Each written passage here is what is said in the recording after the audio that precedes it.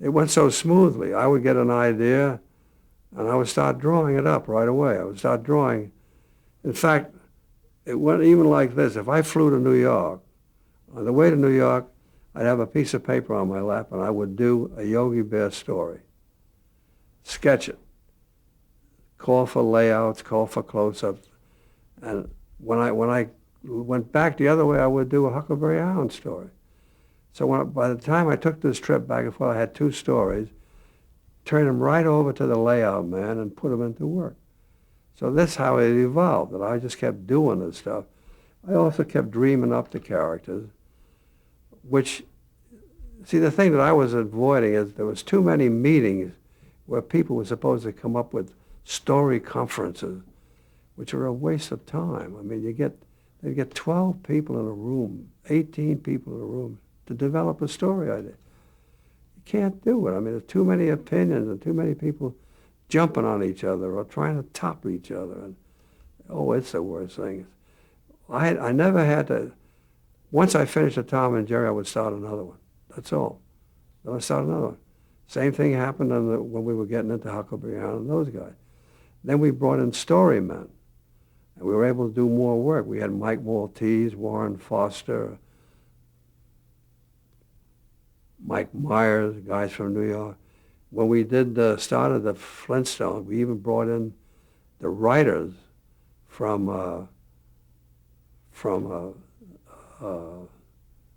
what's his name?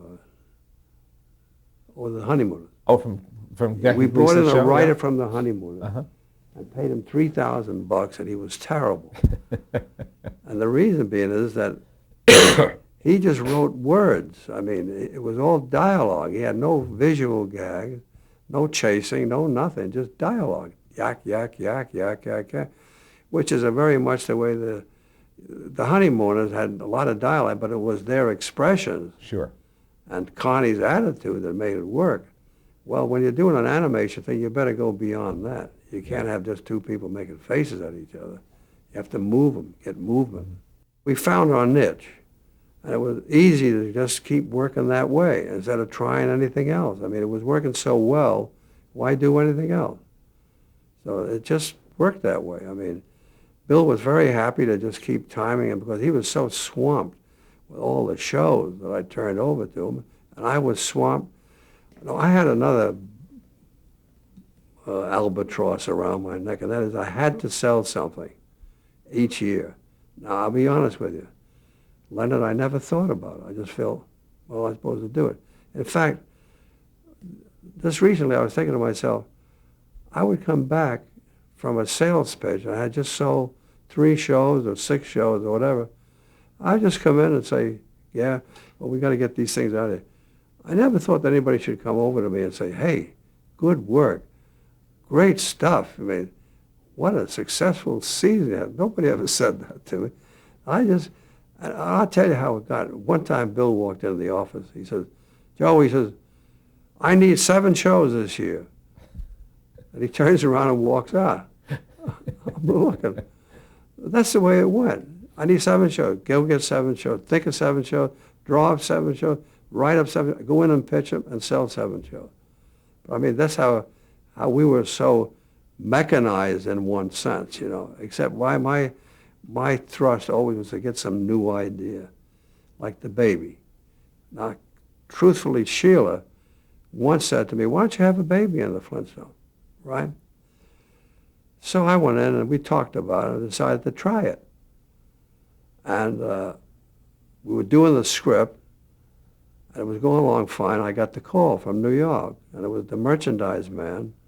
And he said, hey, what is this? I hear you're having a baby in the show. I said, yeah. He says, what is it? Is it a boy or a girl? I said, a boy. What else would a Sicilian say? You know what I mean? What else? A boy, a chip off the old rock. He says, that's too bad. I said, what do you mean it's too bad? He says, I have the ideal toy president here and the vice president and all of them. If it was a girl, we could have made a hell of a deal. I said, it is a girl. I swear, Leonard, they went that fast. And that Pebbles doll sold 3 million of them in the first 2 months. I don't know if you remember the Pebbles doll with sure. the bone in the hair, you know. You know what I'm thinking is, Why aren't they making some more of them right now? Exactly. It'd make a great piece of merchandising, wouldn't it? So anyway, that was compared to the honeymooners type of an idea. And as far as Bill and I working together, it worked well that way. He was busy and I was busy. We were all swamped all the time, and he had no more time than what he was doing was fine. What I was doing was fine. My job was to come up with the ideas to get out and sell them. His job was to get them done, and it worked. Obviously, it did. Yeah. So right now, he still comes in every day. He goes up in the penthouse, and I go in the other office, and we're waiting to see where the chips will fall.